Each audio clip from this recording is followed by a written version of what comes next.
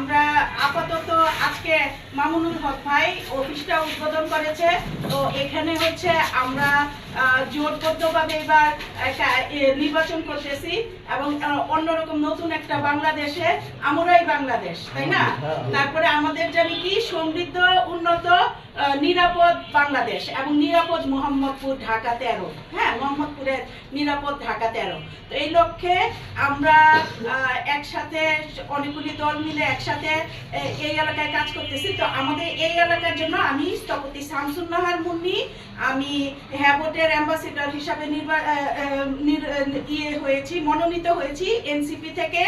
যেহেতু এটা জুলাই যোদ্ধাদেরকে নিয়ে টার্গেট করা একটা দল, তো আমরা তরুণ সমাজ, মাদক মুক্ত, চাঁদাবাজ মুক্ত সমাজ, নিরাপদ মোহাম্মদপুর, আদাবর, শেরেবাংলা নগর গড়তে হ্যাঁ ভোট আপনারা অবশ্যই দিবেন। মামুনুল হক ভাইকে ভোট দিবেন এবং আমাদের জোটের ভোটটা রিক্সা মার্কায় দিবেন।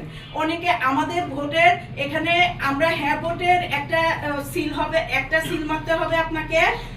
এখানে হচ্ছে আপনি কি কি চান। আপনি যখন ব্যালট পেপার দেখবেন, ব্যালট পেপারের উপরে 1 2 3 করে তিনটা প্রশ্ন থাকবে, 4টা প্রশ্ন থাকবে সম্ভবত, না?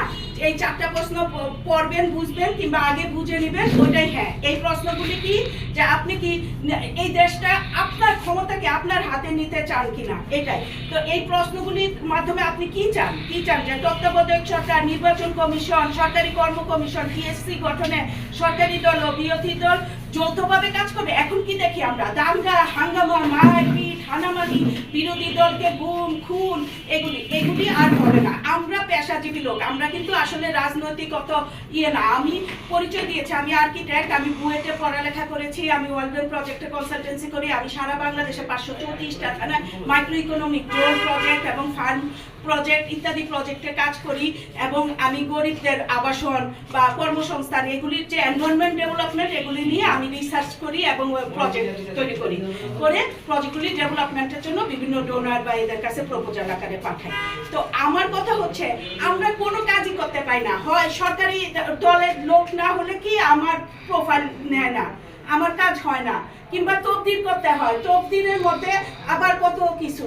হ্যাঁ, তো আপনার তো বুঝেনি। এখন আমি যে ওনার জন্য কর্মসংস্থানের যে মাস্টার প্ল্যান করবো, করে যে বিভিন্ন মন্ত্রণালয়, বিভিন্ন ব্যাংকে যাব, দেখেন আমি 500 জনতা ব্যাংক, বিভিন্ন ব্যাংকে কিন্তু কর্মসংস্থান লোন আছে, অথচ লোনগুলি কিন্তু গরিবরা পায় না, সাধারণ উদ্যোক্তারা পায় না।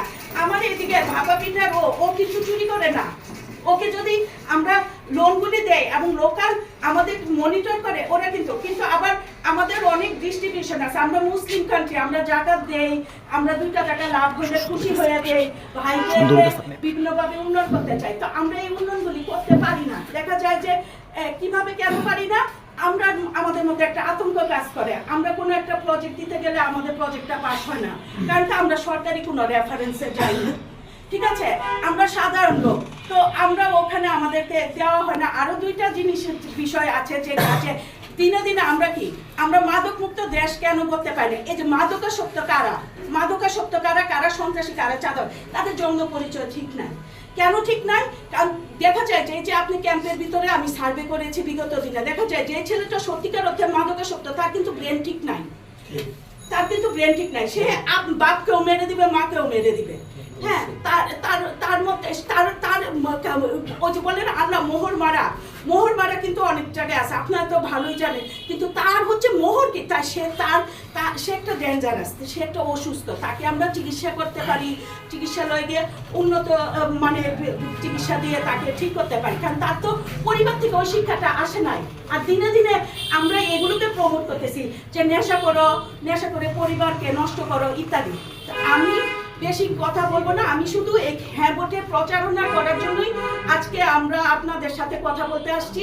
তো আমরা হ্যাঁ ভোটটা প্রচারণা করবো, আমরা সবার কাছে যাব, খুব দ্রুতই আমাদের লিফলেট ব্যানারগুলি আগামীকালের মধ্যে আসবে এবং আমাদের নিজস্ব যতটুকু সামর্থ্য আছে, আমরাও তো পয়সাওয়ালা না, আমরা প্রফেশনাল, আমি আসছি কেন, আমার দেখে আরো কয়েকজন আসবে এবং আমি গিয়ে বুঝাবো, আমি সবার কাছে বুঝাবো, এর জন্য কিন্তু আমাদের আশা। এরপরে আপনারা দেখেন, খেয়াল করেন যে অন্যায় কি প্রকার হইতে পারে, আমরা কোন জিনিসটাকে মোহাম্মদপুর থেকে নির্মূল করবো। আমি শুধু আজকে একটা গল্পের কয়েকটা গল্প একটু বলেই আমি শেষ করবো, হ্যাঁ, যেন বোরিং না হয় আমার ভিডিওটা বা আমার যারা শুনতেছে। এটা হচ্ছে একবার এক জায়গায় শয়তানের প্রতিযোগিতা হইলো, ঠিক আছে? তো শয়তানের প্রতিযোগিতা হইলে কি হয়, যে একজন তো দেখতেছে কে কত রকম শয়তানি করতে পারে। তো একজন শয়তান আসলো, সে এসে কি করলো, সে এসে খাবারের মধ্যে বিষ টিষ মিলাচ্ছে, মিলায় মানুষকে খাওয়াই দিতেছে, খায় খায় মানুষ হাসপাতালে। তো বলতে বা ও তো অনেক বড় শয়তান, তাহলে তুমি মনে হয় ফার্স্ট হবি, মানে 4 জন সিলেক্ট হয়েছে তার মধ্যে একজন। তো বলতে তুই তো খাবারে বিষ মিলাস এই সেই, তাই তো তুই মনে হয় ফার্স্ট হবি। তাই তো ঠিক আছে ঠিক আছে, তাইলে তুই বোধহয় ফার্স্ট। আচ্ছা পরের জন কি করে শুনি। পরের শয়তান জিজ্ঞেস করলো যে পরের শয়তান কি করে। সে হচ্ছে বিভিন্ন দেশ থেকে মাদক আনে, অস্ত্র আমদানি করে, চোরা কারবারি করে, বিভিন্ন রকম জালেমি কাজ করে করে সমাজের মধ্যে বিষ আকারে ছড়াই দেয়। তো বলে কি তুই তো খাওয়াইয়া মারছস, আর ও তো নীরবে মাইরা ফেলাইতেছে, ও তো আরো সব কাজ করতেছে। তাইলে ওই মনে তোরা ঠিক আছে তাই তুই থাক। এরপরে 3 নম্বর শয়তানরা জিজ্ঞেস কর তুই কি করস। বলবে ও করে আমি কিছু করি না। কি করস? আমি এর সাথে ওর ঝগড়া লাগাই দেয়, ওর সাথে ওর ঝগড়া মনের মধ্যে ওর পছন্দ দিয়ে দেয়, হ্যাঁ, বিভিন্ন রকম ইয়ে করি। তারপরে বিভিন্ন ঝগড়া এবং মারামারি হয়ে তারা নিজেরাই মরে যায়। আমার কোনো কষ্ট করা লাগে না, আমি খালি কষ্ট করে একটু ক্লু দিয়া দেই। এটা বাপরে বাপ, তুই তো কিছুই করস না, তাতেই লোকজন মরে যায় মারামারি করে। তারপর 4 নম্বর শয়তান। এবার 4 নম্বর শয়তান দেখতেছি একটু ইয়ে টাইপ, প্রতিবন্ধী টাইপ। সে হাঁটতে পারে না, লেখতেও পারে না, দেখেও না ঠিক মতো, শুনেও না। বলকি তুই আবার কি শয়তানি করস, তোর তো অঙ্গ প্রত্যঙ্গই ঠিক নাই, যে তুই কিছুই তো করতে পারিস না। ও তুই এইটারে কি সিলেক্ট করতে আবার প্রথম 1 নম্বর। তুই বললো যে কি ব্যাপার, তাহলে তুই কি করিস? বলে কি হুজুর একই শয়তানি করে, আমরাও বুঝি না, হে তো দেখি পোলাপান নিয়ে সারাদিন বসে থাকে। কে শয়তানটা কি করস? তোর মুখেই শুনি। বলে হুজুর আমি কিচ্ছু করি না, আমি বট গাছের নিচে বসে থাকি স্কুল মাদ্রাসার সামনে। যখন পোলাপান যায় স্কুল মাদ্রাসা থেকে, আমি তাদের চকলেট দেই, বিস্কিট দেই, দিয়ে বলি বই খাতাগুলি রেখে যাও আমার কাছে, বই খাতাগুলি জমা দাও, বিকালবেলা গিয়ে মা বাবাকে বলবা পড়ালেখা করে আসছি, হ্যাঁ, যাও সিনেমা দেখো, এই যে আমার টিকিট, এই যে আমার টিকিট। আমি তো এইভাবে করি। তো এতে তখন তো একদম যে সিলেকশন নির্বাচক, সে তো উঠে না মার না, তুই তো বড় শয়তান, আসলে তুই তো জাতি ধ্বংস করে দিতেছিস, তুই তোর পড়ালেখা না করে জাতি ধ্বংস করতেছিস। তাহলে আমাদের শিক্ষা অর্জন সবার আগে, যে আল্লাহ কোরআন শরীফ আমাদের প্রথমেই তো বলছে যে কুল, হ্যাঁ, পড়ো তোমার রবের নামে। যে তো আমরা আমাদেরকে সবাইকে শিক্ষা অর্জন, আজকে আমি শিক্ষা অর্জন কতটুকু করছি জানি না, আর কিন্তু যারাই শিক্ষা অর্জন করছে তারা একটা অন্যায় করবে না। আমাকে বললি কি আমি এখন পয়সার জন্য মাদক বেচবো, পয়সার জন্য অন্যায় করবো, পয়সার জন্য কুটনামি করবো, পয়সার জন্য ঝগড়া লাগাবো না। আমি জ্ঞানের দিকে কাজ করবো। ধন্যবাদ সবাই। আসসালামু আলাইকুম।